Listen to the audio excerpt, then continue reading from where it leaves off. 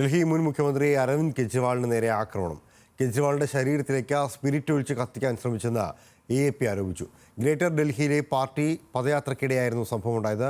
അക്രമി BJP പ്രവർത്തകനാണെന്ന് Aam Aadmi ആരോപിച്ചപ്പോൾ അക്രമത്തെ BJP അപലപിക്കുകയാണ്.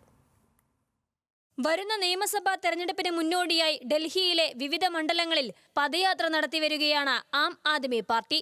ഇതിനിടെയാണ് മുൻ ഡൽഹി മുഖ്യമന്ത്രിയും ആം ആദ്മി പാർട്ടി അധ്യക്ഷനുമായ അരവിന്ദ് കെജ്രിവാളിന് നേരെ ആക്രമണമുണ്ടായത്. ഗ്രേറ്റർ ഡൽഹിയിൽ കൈലാഷ് ഏരിയയിൽ നടന്ന പദയാത്രയ്ക്കിടെ കെജ്രിവാളിന്റെ ശരീരത്തിലേക്ക് ഒരു ദ്രാവകം ഒഴിക്കുകയായിരുന്നു. സ്പിരിറ്റ് ഒഴിച്ച് കത്തിക്കാൻ ശ്രമിച്ചെന്ന് AAP ആരോപിച്ചു.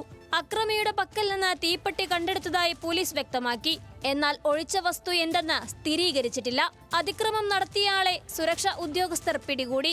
DTC ബസിലെ സുരക്ഷാ ഉദ്യോഗസ്ഥനായ അഗോക് ധായാണ് ആക്രമിച്ചത്. ഇയാൾ BJP പ്രവർത്തകനെന്ന് ആം ആദ്മി ആരോപിച്ചു. ക്രമസമാധാനം പരിപാലിക്കുന്നതിൽ BJP പരാജയപ്പെട്ടെന്നും AAP കുറ്റപ്പെടുത്തി. പദയാത്രയ്ക്കിടെ കെജ്രിവാൾ ആക്രമിക്കപ്പെടുന്നത് ഇതാദ്യമല്ല. കഴിഞ്ഞ 35 ദിവസത്തിനിടെ 3ാം തവണയാണ് കെജ്രിവാൾ ആക്രമിക്കപ്പെടുന്നത്.